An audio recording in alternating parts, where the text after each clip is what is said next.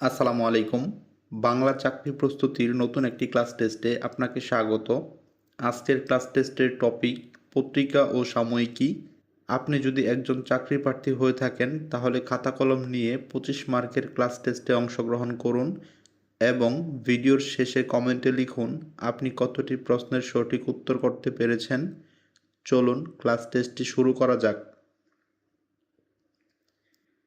বাংলা পত্রিকা অথবা সাময়িকী ও সম্পাদক এই টপিকের আজকের চতুর্থ পর্ব। যারা পূর্বের পর্বগুলো মিস করেছেন, ডেসক্রিপশন বক্সে পূর্বের পর্বগুলোর লিংক দেওয়া আছে, দেখে আসতে পারেন। ৭৬ নম্বর প্রশ্ন, কালি ও কলম কি?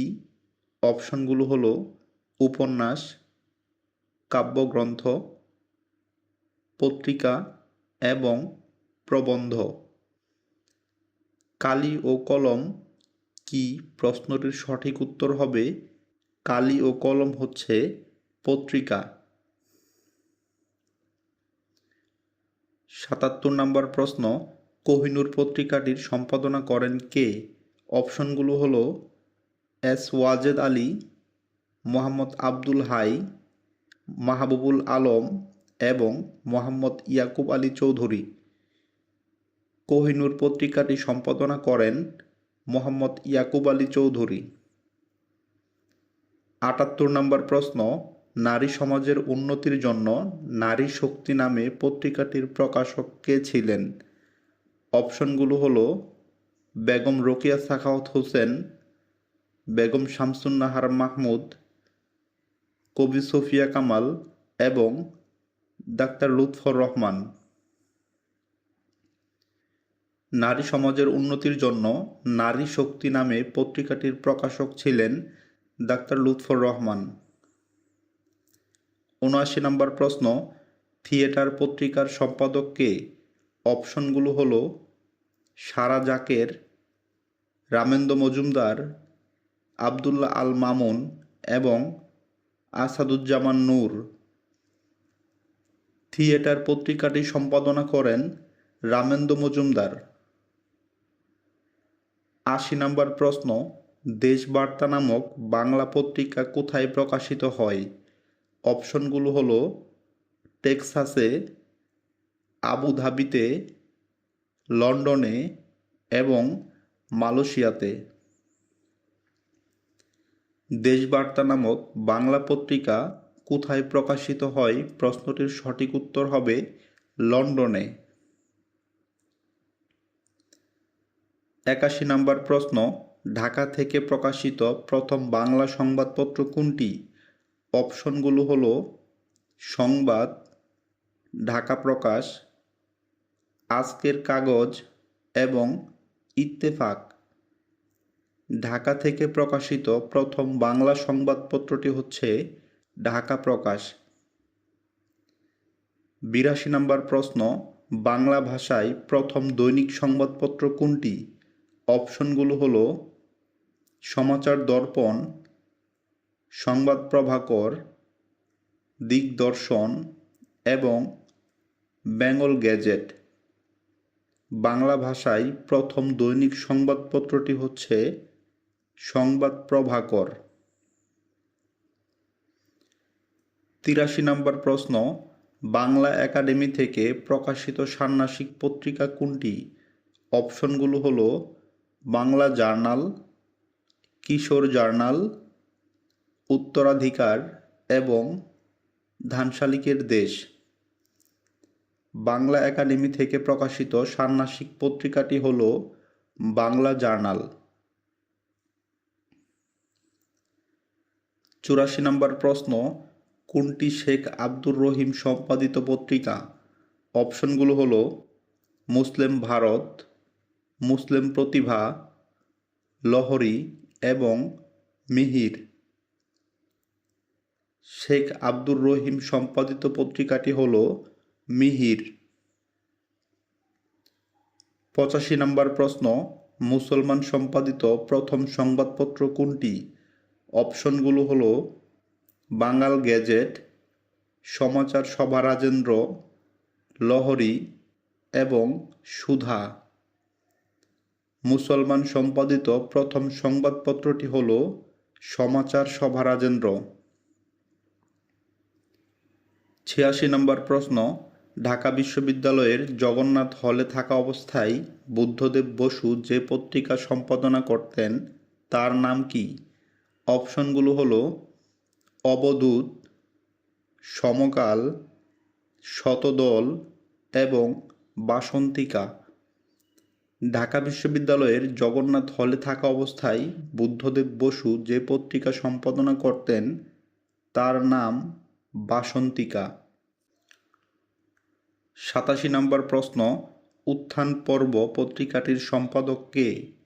অপশনগুলো হলো ঈশ্বরচন্দ্র গুপ্ত, আবুল ফজল, আহমদ ছফা এবং আলাউদ্দিন আল আজাদ। উত্থান পর্ব পত্রিকাটির সম্পাদক হল আহমদ ছফা। ৮৮ নম্বর প্রশ্ন, পদ্মা নদীর মাঝি উপন্যাসটি কোন পত্রিকায় ধারাবাহিকভাবে প্রকাশিত হয়? অপশনগুলো হলো মাসিক পত্রিকায়, বিচিত্রা পত্রিকায়, পূর্বাশা পত্রিকায় এবং সবুজপত্র পত্রিকায়। পদ্মা নদীর মাঝি উপন্যাসটি কোন পত্রিকায় ধারাবাহিকভাবে প্রকাশিত হয়? প্রশ্নটির সঠিক উত্তর হবে পূর্বাশা পত্রিকায়।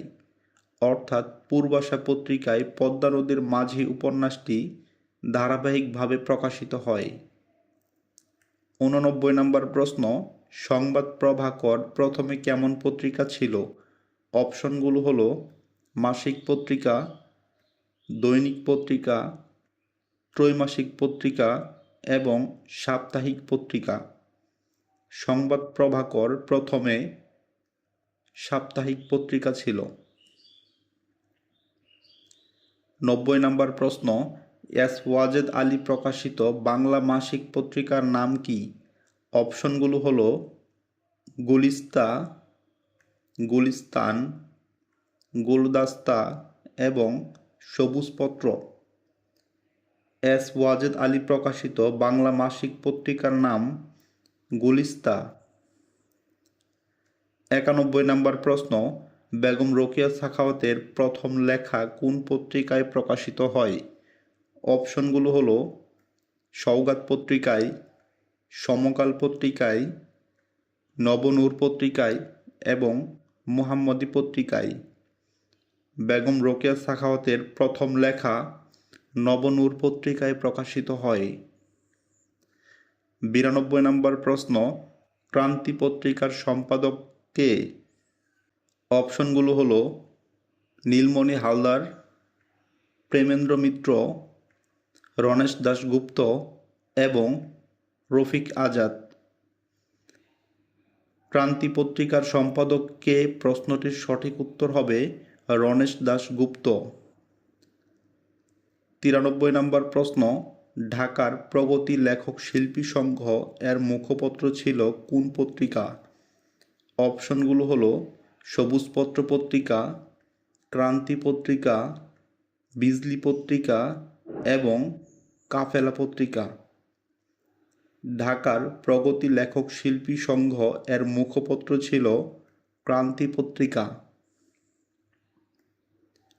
৯৪ নম্বর প্রশ্ন, ২০২৫ সালে কোন পত্রিকার শতবর্ষ পূর্ণ হয়েছে?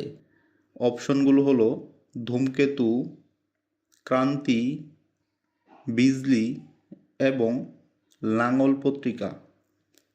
২০২৫ সালে কোন পত্রিকার শতবর্ষ পূর্ণ হয়েছে? প্রশ্নটির সঠিক উত্তর হবে লাঙল পত্রিকা। ৯৫ নম্বর প্রশ্ন, শেখ ফজলুল করিম কোন মাসিক পত্রিকার সম্পাদক ছিলেন? অপশনগুলো হলো বাসনা, নবনূর, লহরী এবং লাঙল। শেখ ফজলুল করিম কোন মাসিক পত্রিকার সম্পাদক ছিলেন? প্রশ্নটির সঠিক উত্তর হবে বাসনা। অর্থাৎ বাসনা পত্রিকা সম্পাদনা করতেন শেখ ফজলুল করিম। ৯৬ নম্বর প্রশ্ন, রবীন্দ্রনাথের ভ্রাতুষ্পুত্র সুধীন্দ্রনাথ ঠাকুর কোন পত্রিকার সম্পাদক ছিলেন? অপশনগুলো হলো বাসনা পত্রিকা, সাহিত্য পত্রিকা, তত্ত্ববোধিনী পত্রিকা এবং সাধনা পত্রিকা। রবীন্দ্রনাথের ভ্রাতুষ্পুত্র সুধীন্দ্রনাথ ঠাকুর কোন পত্রিকার সম্পাদক ছিলেন? প্রশ্নটির সঠিক উত্তর হবে সাধনা পত্রিকা। ৯৭ নম্বর প্রশ্ন, রামানন্দ চট্টোপাধ্যায় কোন পত্রিকার সম্পাদক ছিলেন?